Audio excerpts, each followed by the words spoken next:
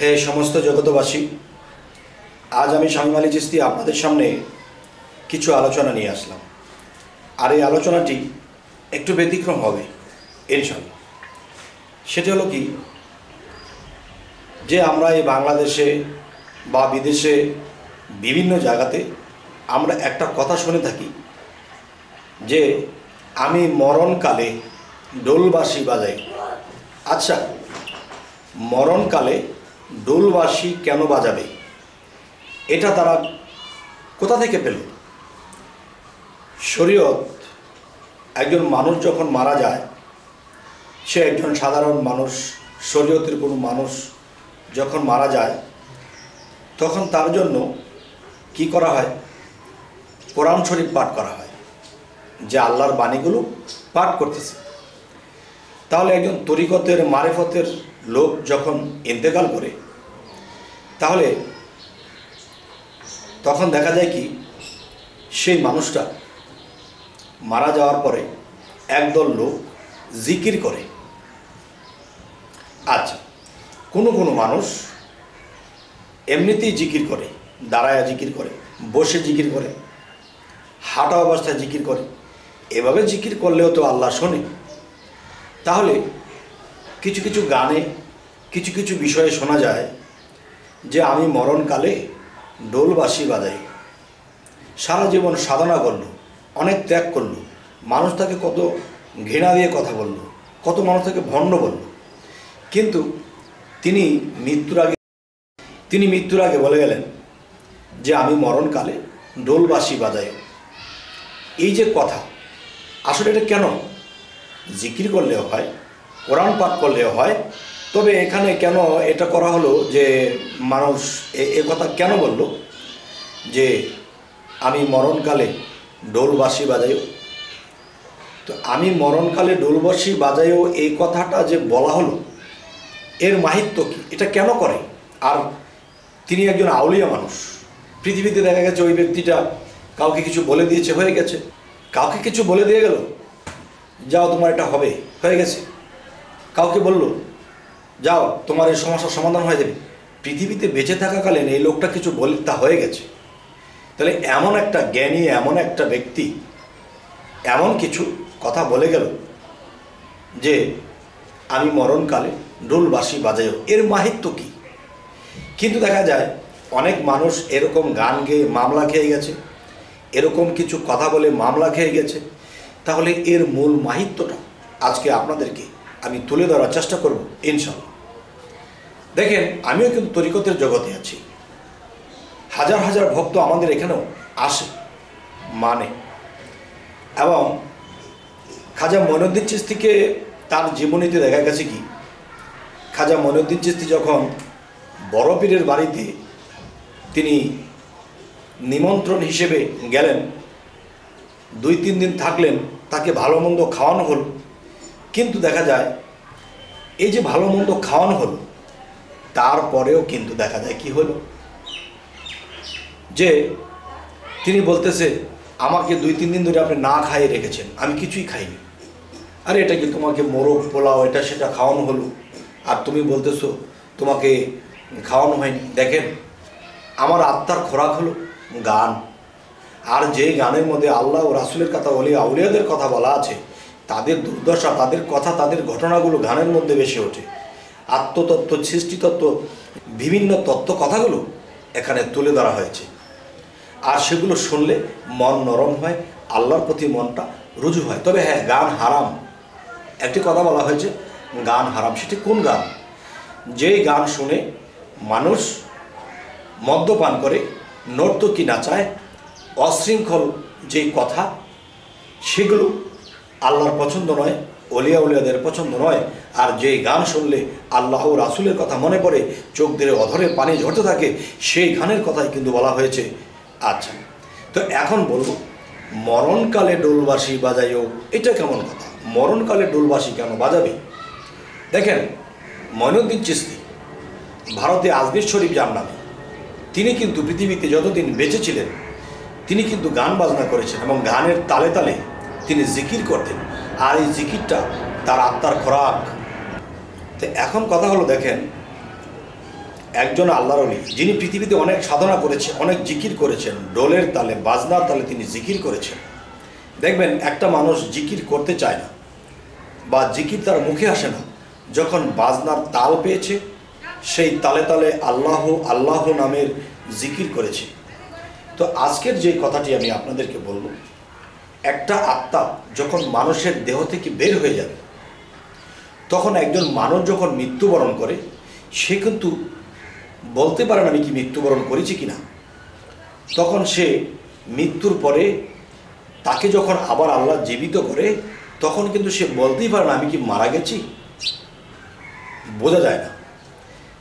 তা আমার কথা হলো, পৃথিবীতে যেই ধরনের আচরণ, যে ধরনের জ্ঞান বিবেক বুদ্ধি যেভাবে যে চলবে, ঠিক তাকে যখন আল্লাহ আবার জীবিত করবে, তখন জীবিত হওয়ার পরে সে বলবে কি কিরে, সে যে মারা গেছে তার নিজেরই বিশ্বাস হয় না, কিন্তু তার লাশটা সে নিজেই দেখতে পায়, সেই আত্মাটা সেই লাশটা দেখতে পায়।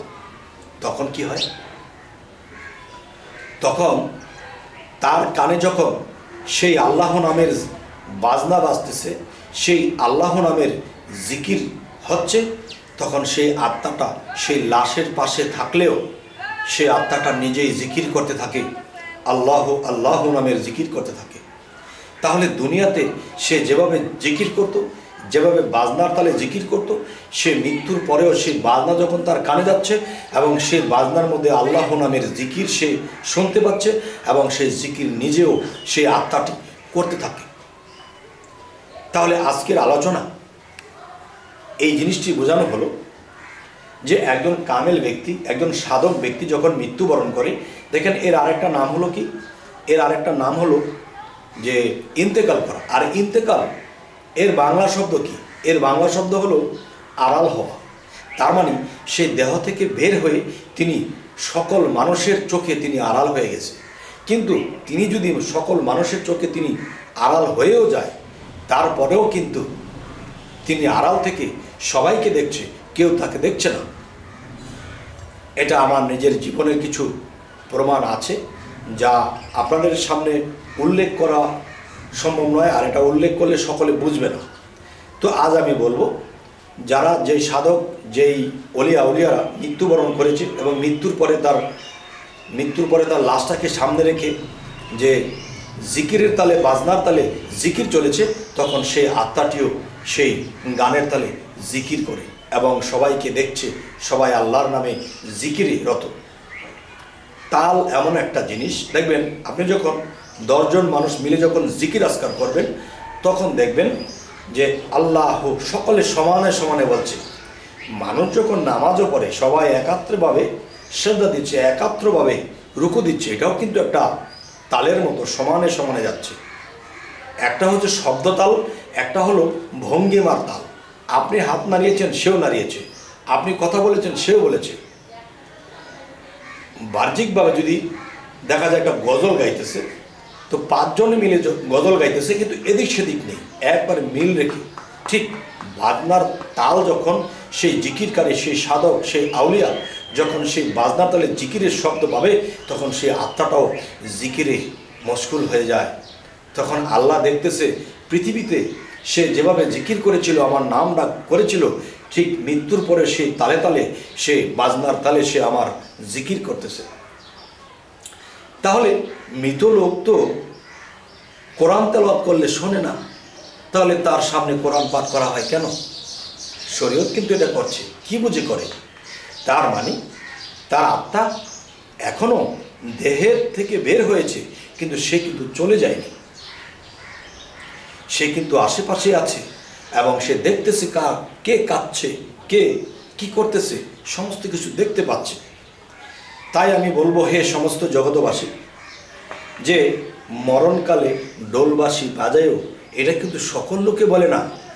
যারা খাজা মঈনুদ্দিন চিশতির অনুসরণ করেছে এবং তিনি বাজনার তালে জিকির করতেন, তিনি জিকির করতে করতে বেহাল হয়ে যেতেন, তার মাথায় পানি দিয়ে তাকে জাগ্রত করতে, তার মানে আল্লাহর নামে তিনি জিকিরে তিনি ফানাফিল্লা হয়ে যেতেন। আর একটি কথা আছে, প্রেমের মানুষ বলে তারে পিঞ্জর হতে ছেড়ে গিয়া ঘুরে আবার আসতে পারে, এই দমের কোঠায় চাবি দিয়া হাস্তিকে নেস্তি করিয়া ফানাফিল্লার হালে গিয়া শ্রীকলা নগরে এই পরম বন্ধুর হবে দেখা বর্জক শহরে।